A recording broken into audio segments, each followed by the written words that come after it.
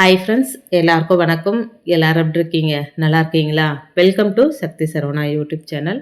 இன்றைக்கி புதன்கிழமை, முருகருக்கே உரிய சஷ்டி திதியும் கிருத்திகை நட்சத்திரமும் சேர்ந்து வந்திருக்கிற ஒரு அற்புதமான நாள். மாலை நேரத்தில் என்னுடைய வழிபாடு செஞ்சுக்கிறேங்க. வழிபாடு செய்கிறதுக்கு முன்னாடி இது ஒரு சின்ன டிப்ஸுங்க.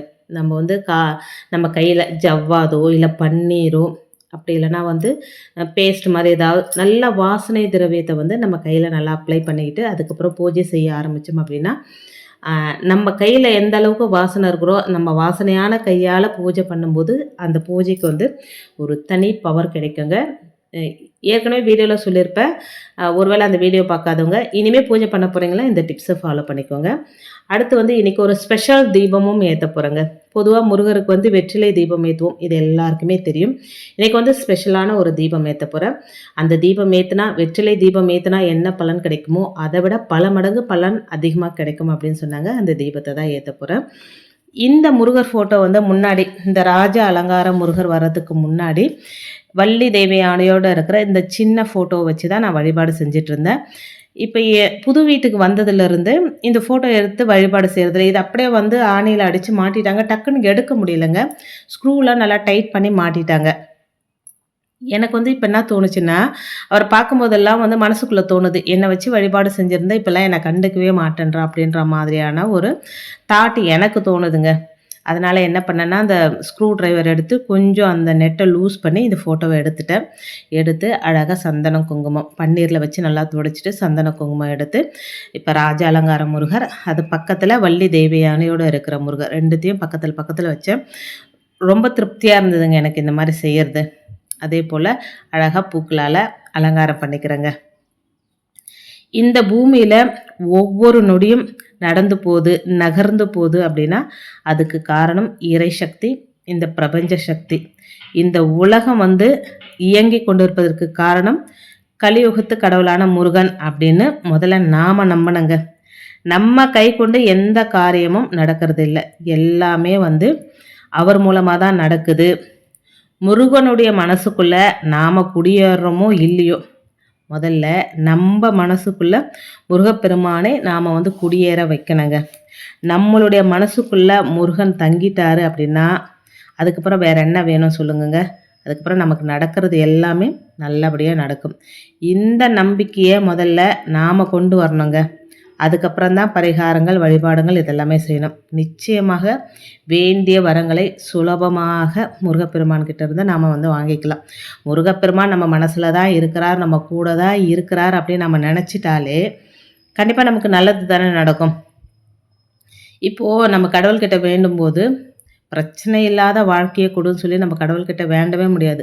அதை கடவுளால் கூட நம்மளால் தர முடியாதுங்க. கடவுள் நமக்கு பிரச்சனை இல்லாத வாழ்க்கையை தருவாரான்னு கேட்டால் கண்டிப்பாக எந்த கடவுளாலையும் தர முடியாது. பிரச்சனையை எதிர்கொள்கிற அளவுக்கு ஒரு தன்னம்பிக்கை, தைரியத்தை நமக்கு தரணும். இதை தான் நம்ம கடவுள்கிட்ட வேண்டணும். இப்போல்லாம் முன்னாடியெல்லாம் நான் கூட முன்னாடி கடவுள்கிட்ட வேண்டும் போது என்ன பண்ணுவேன் அப்படின்னா, கோவிலில் இருந்தாலும் சரி, வீட்டில் இருந்தாலும் சரி, இதுக்கு முன்னாடிலாம் பிளான் பண்ணிப்பேன், இதெல்லாம் கேட்கணும் கடவுள்கிட்டன்னு. ஆனால் அந்த கடவுள்கிட்ட அந்த நேரத்தில் கற்பூர ஆரத்தி காட்டும்போது மனசுக்குள்ளே எதுவுமே தோணாதுங்க. அப்படியே பிளாங்க் ஆகிடும். அது பூஜை அறையில் மட்டும் கிடையாது, கோவிலுக்கு போனாலும் சரி. நிறைய பேர் முன்னு ஏதாவது கேட்டுக்கிட்டே இருப்பாங்க. ஆனால் நான் கம்முன்னு அமைதியாக ஆரத்தி காட்டும்போது அப்படியே பார்ப்பேன். சம்டைம்ஸ் கண்ணில் இருந்து தண்ணி வரும் எனக்கு. சரிங்களா?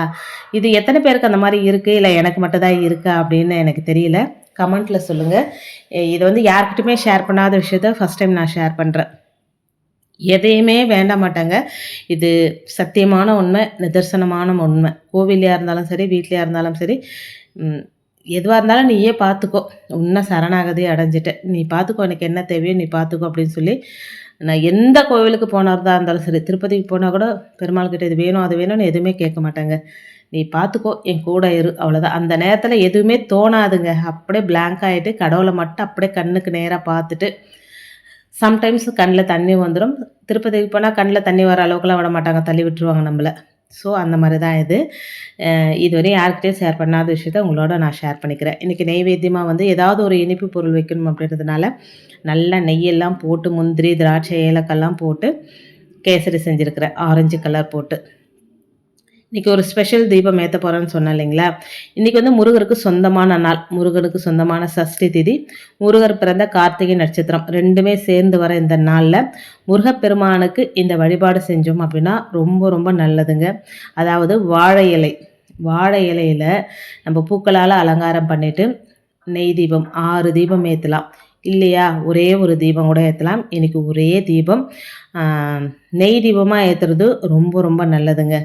முருகரை மனசார நினச்சி நம்ம வந்து இந்த ஒரு நெய் தீபத்தை ஏற்றிட்டு அந்த நெய் தீபத்துக்குள்ளே முருகப்பெருமான் இருக்கிறதா நினச்சி நம்ம வழிபாடு செஞ்சோம் அப்படின்னா, நம்ம வெற்றிலையில் தீபம் ஏற்றினா எந்த அளவுக்கு ஒரு பவரோ அதை விட பல மடங்கு பவர் இந்த சஷ்டி திதி அன்னைக்கோ இல்லை கிருத்திகை நட்சத்திரத்து அன்னைக்கோ வாழை இலையில் தீபம் ஏற்றுறது. இப்போ 6 தீபம் ஏற்ற போகிறோம் அப்படின்னா ஒரே நீட்டாக இருக்கிற வாழை இலை அப்படியே வச்சுட்டு அது பக்கத்தில் 6 தீபம் ஏற்றலாம். அப்படி இல்லை வெற்றிலை தீபம் மாதிரி நம்ம ஏற்றணும் அப்படின்னா சின்ன சின்னதாக கட் பண்ணிவிட்டு 6 வாழை இலையை கட் பண்ணிவிட்டு 6 தீபம் ரவுண்டாக வெற்றிலை தீபம் எப்படி ஏற்றுமோ அந்த மாதிரி கூட ஏற்றலாம். இன்றைக்கி வந்து ஒரே தீபம் தான் நான் ஏற்றிக்க போகிறேங்க. இந்த விஷயம் எனக்கு வந்து சொன்னதை நான் அப்படியே செஞ்சுட்டேன். இதுக்கு எனக்கு முன்னாடியே சொல்லியிருந்தா நான் உங்களுக்கு முன்னாடியே நான் ஷேர் பண்ணியிருப்பேன். இதில் ஏற்றுறது ரொம்ப விசேஷம் அப்படின்னு சொல்லி எனக்கு அப்போ சொன்னாங்க. அது உடனே நான் செஞ்சேங்க. நீங்கள் அடுத்த சஷ்டி கிருத்திகை செவ்வாய்க்கிழமை இந்த மாதிரி நாளில் கூட வாழை இலை கிடச்சிது அப்படின்னா வாழை இலை தீபம் ஏற்றி பாருங்கள். கண்டிப்பாக நல்லது நடக்குங்க. முருகர்கிட்ட எதுவுமே வேண்டாங்க. அதாவது நீ என் கூட இரு போதும் முருகா அப்படின்னு வேண்டிக்கோங்க. முருகப்பெருமான் நம்ம கூடவே இருப்பார். நேற்று வந்து பஞ்சமி வழிபாடும் அதோடு வந்து செவ்வாய்க்கிழமை முருகப்பெருமான் வழிபாடும் செஞ்சுக்கிட்டேன். அபிஷேகம்லாம் பண்ணி அப்போ வந்து என்னுடைய பூஜை அறையில் அந்த மயில் ஷேடோ இல்லைங்க. ஆனால் இன்றைக்கி வந்து எனக்கு அந்த மயில் ஷேடோ அழகாக தெரிஞ்சுது. அதே வீடியோவில் உங்களுக்கு காட்டுறேங்க. இப்போ தீபம் ஏற்றிட்டு கந்த குருகவசம் படிச்சுக்கிட்டேன் ஃபுல்லாகவே. அதை வந்து நான் லைவாகவே போட்டேங்க. ஏன்னா எத்தனை பேர் பார்த்தாங்க? ஒரு 140 பேர்கிட்ட பார்த்தாங்க. இன்றைக்கி வந்து கந்த குரு கவசம் படிக்கிறது ரொம்ப ரொம்ப விசேஷம். வாழை இலையில் தீபம் ஏற்றிட்டு ஒரு இனிப்பு நெய்வேத்தியம் வச்சுட்டு அந்த தீபம் வந்து நெய் தீபமாக இருக்கணும். முருகப்பெருமானும் ஃபோட்டோ சிலை இருந்ததுன்னா ஓகே. ஒரு சிலர் வீட்டில் ஃபோட்டோ சிலை இல்லைன்னா இந்த தீபம் ஏற்றிட்டு அந்த தீப ஒளியில் முருகப்பெருமான் இருக்கிறதா நினச்சிட்டு கந்த குரு கவசம் படிக்கிறது ரொம்ப நல்லதுன்னு சொன்னாங்க. நான் கந்த குரு கவசம் படித்ததை வந்து லைவ்லேயே போட்டேங்க. அதுக்கப்புறம் வேல்மாறல் கந்த சஷ்டி கவசம் இது ரெகுலராக படிச்சுட்டு அதோட முருகப்பெருமான பேர் சொல்லி நம்ம கூப்பிடணுங்க.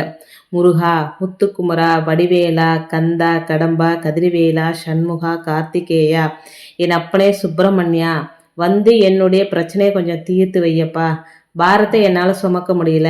எந்த ஜென்மத்தில் செஞ்ச பாவமாக இருந்தாலும் அதுக்கு நான் மன்னிப்பு கேட்டுக்கிறேன். இனி இந்த ஜென்மத்திலையும் சரி இல்லை வேற எந்த ஜென்மத்திலையும் சரி மனசறிஞ்சு யாருக்கும் பாவம் செய்யாமல் நீயே பார்த்துக்கோ.